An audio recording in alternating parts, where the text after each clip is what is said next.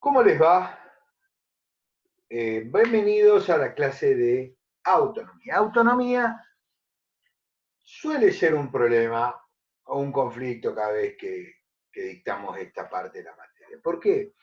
Primero porque tenemos que recordar, y yo tengo que empezar recordándoles, que de lo que estamos hablando es del respeto a la autonomía de las personas. Y cuando nos referimos a las personas, nos referimos a las personas que son objeto del trabajo en el sistema de salud, en nuestro caso en particular. No es lo que nosotros estamos hablando de la autonomía de los médicos o la autonomía de los agentes de salud. Es la autonomía, el respeto por la autonomía de las personas que son pacientes. De eso se trata el principio de autonomía. ¿De acuerdo?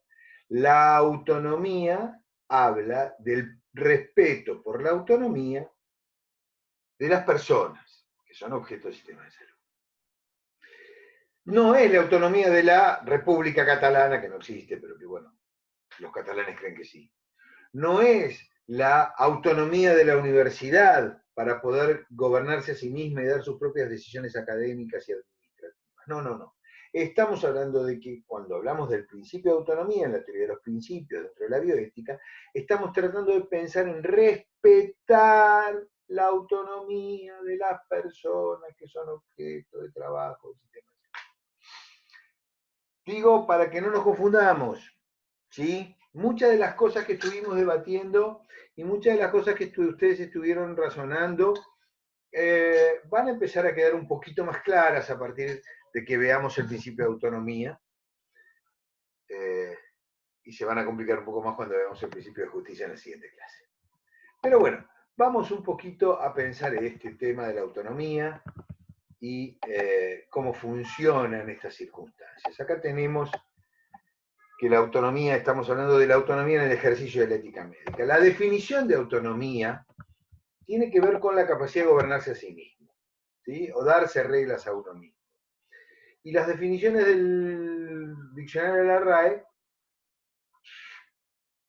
también dice que la autonomía respecto a las personas es que los sujetos tengan reglas de conducta. Fíjense que finalmente cuando nosotros decimos que la bioética nos da reglas para poder saber qué hacer, qué no hacer, qué debemos hacer y qué no debemos hacer aunque lo sepamos hacer, de alguna manera la autonomía se transita en ese confín. También hablamos de autonomía como la capacidad que tiene una persona, una condición que tiene una persona, para hacer cosas sin depender de nadie. Así, un bebé pequeño no es autónomo para alimentarse porque necesita que la mamá lo ponga al pecho. No puede ir a la heladera, abrir la heladera, sacar, como hacemos nosotros ahora en la empresa. Ahora, si nosotros tratamos de llevar un poquito más adentro este concepto, la autonomía también tiene que ver con la posibilidad de hacer elecciones sin tener limitantes ni condicionamientos. O sea, hay una gran y enorme relación entre autonomía y libertad. Libertad para tomar decisiones o hacer elecciones. Y que esa condición de poder tomar decisiones, o darse reglas o autogobernarse,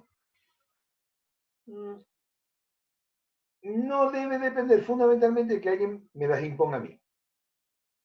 En el marco de las leyes regulatorias, ¿se acuerdan? ¿No? Pero fundamentalmente es como yo decido por mí mismo sin que otro decida por mí. No solo diciéndome qué tengo que hacer, sino por ahí condicionándome lo que decido. Y ahí es un terreno bastante gris a veces en la bioética. Como les decía, la regla es de respeto por la autonomía de las personas. Ojo, cuando nosotros hablamos de autonomía o del respeto por la autonomía de las personas, de lo que estamos tratando de hablar, y sobre todo cuando lo miramos desde la teoría deontológica, es que creemos que las personas son agentes autónomos, son agentes capaces de darse reglas a sí mismos. Y ese es el criterio del respeto de la autonomía más importante que tiene la bioética. No respetar la autonomía sería o negar la competencia de la persona para tomar una decisión. Ah, no, yo sé más que él, y entonces mi decisión, como está basada en un saber que el otro no tiene, es mejor que la decisión que toma el otro sin un saber.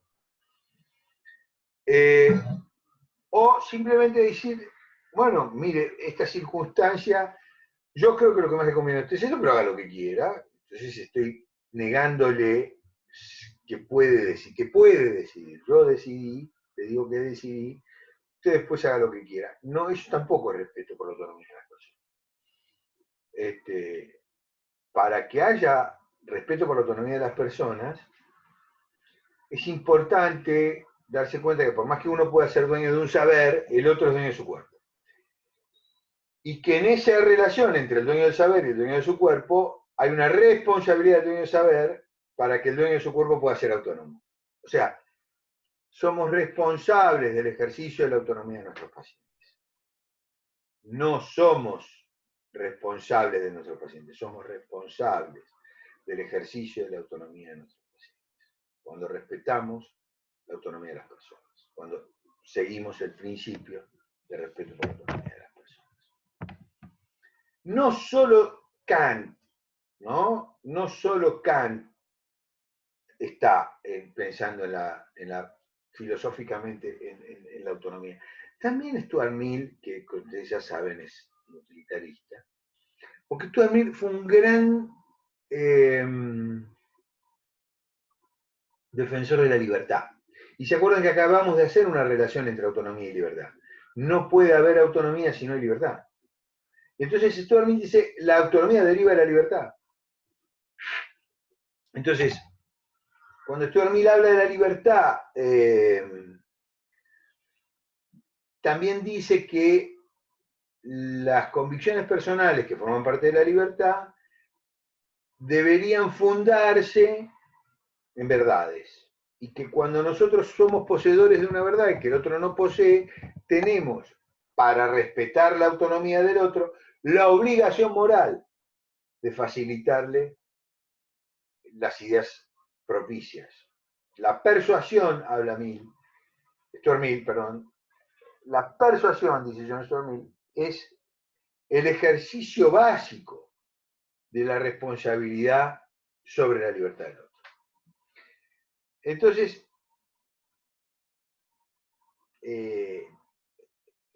si recordamos que Kant decía no usemos al otro como un medio, sino como un fin en sí mismo, entonces yo debo defender la capacidad del otro de tomar decisiones en forma autónoma, aunque incluso las decisiones que tome después no sean las que yo hubiese tomado. No es lo mismo valorar la capacidad de una persona de tomar una decisión autónoma que valorar que la decisión que toma es la que yo coincido. A veces puede tomar una decisión con la que no estoy de acuerdo. ¿Sí? Yo voy a poner un ejemplo muy autorreferencial, ¿no? Yo soy el hombre más lindo del mundo. Todos deberían quererme. Hay gente que no me quiere. Ah, entonces no está ejerciendo su libertad y su autonomía no queriéndome. No. La libertad y la autonomía es otra. Justamente es la capacidad del otro de tomar decisiones autónomas. No sé si vamos entendiendo qué es la autonomía de las personas. Porque esto es lo que tenemos que tratar de respetar. ¿Sí? Recordemos dónde está ubicada la autonomía dentro de los 4 principios de la teoría de las principios. Fíjense, autonomía está de este lado, con no malicia. Llamamos a estos principios, autonomía y malicia, principios de obligación. ¿Por qué? Porque estamos obligados a no dañar y estamos obligados a respetar la autonomía. Mientras que de este lado tenemos a justicia y a beneficencia. Justicia y beneficencia son lo que llamamos principios de intencionalidad. ¿Por qué? Porque no podemos garantizar la beneficencia, ¿se acuerdan? Y después vamos a ver, cuando vemos el principio de justicia, tampoco podemos garantizar la justicia.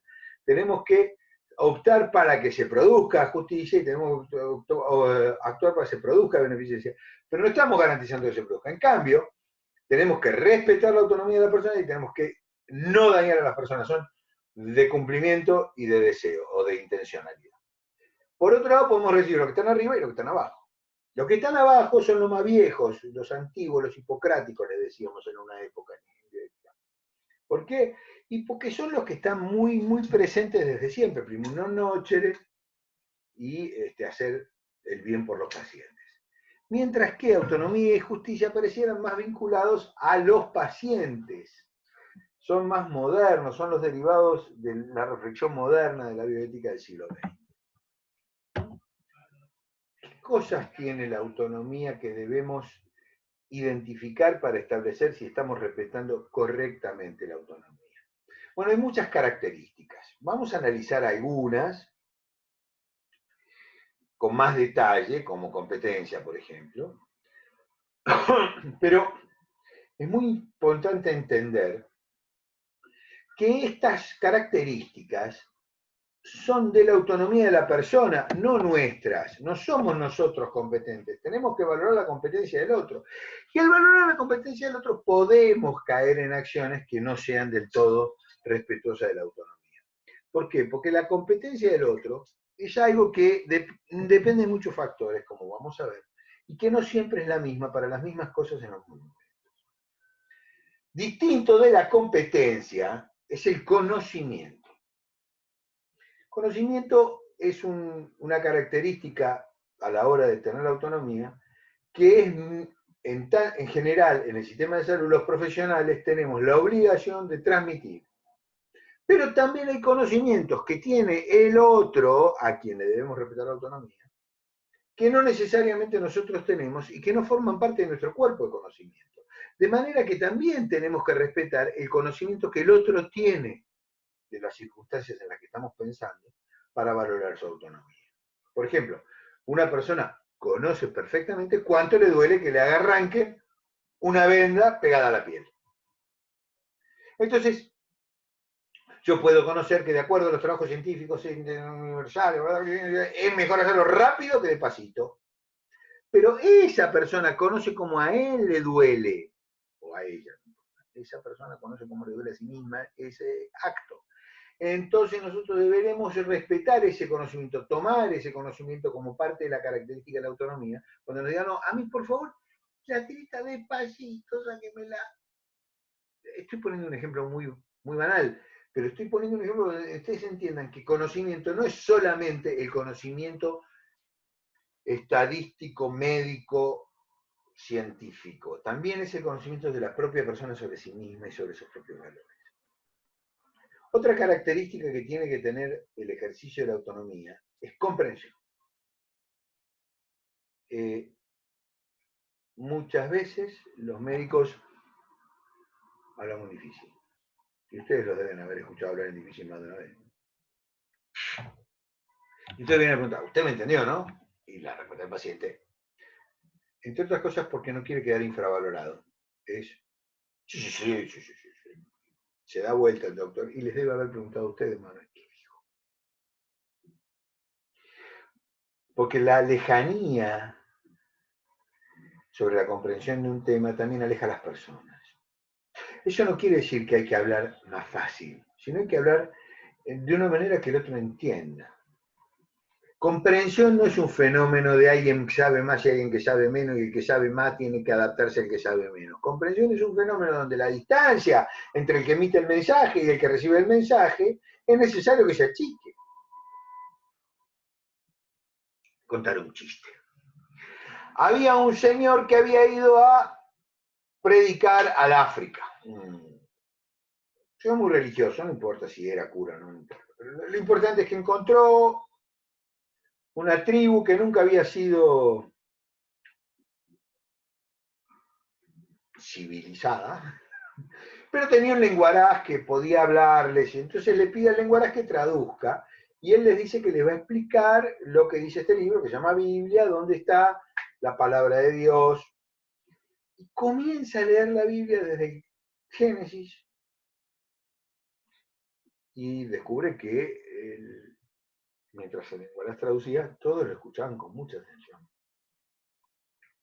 Y él seguía leyendo, y el lenguaraz traducía, y más atención, pero fantástico, vean qué bien la palabra de Dios, cómo es comprendida por estos muchachos. no es interrumpido en ningún momento. Y yo, genial, sigue hablando, sigue contando. ¿Sabes lo que se tarda en leer? Un montón. Lee toda la Biblia, termina con el Apocalipsis, cierra el libro y dice, y esta fue la palabra del Señor. ¿Alguna pregunta quieren hacerme? Y el lenguaje las traduce. Entonces uno se levanta del fondo y levanta la mano así. ¿Yo? Sí, dice, ¿qué querés preguntar? ¿Qué es una pregunta? Entonces, comprensión no solamente implica entender las palabras, sino procesar esa información, valorarla, jerarquizarla. Hay en la comprensión de un dato más complejidad que la mera enunciación y enumeración de datos. ¿Está claro esto cuando valoramos comprensión? Bueno, ausencia de correcciones internas. Esta es la más difícil de valorar de todas las características, pero deberíamos tratar de que haya la menor cantidad. En realidad, muchos teóricos hoy dicen que no existe que haya ausencia, sino que, lo que hay que decir es que limitación de la acción o limitación de la importancia a la hora de la toma de la decisión de las coacciones internas, porque miedo a que me operen voy a tener siempre. Miedo voy a tener siempre.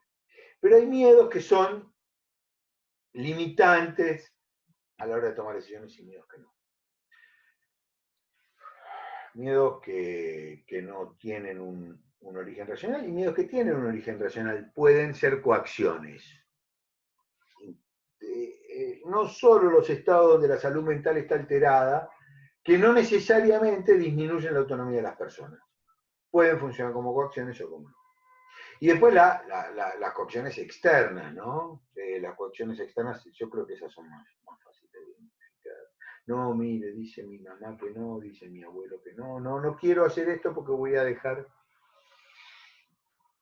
de ser querido por otra persona.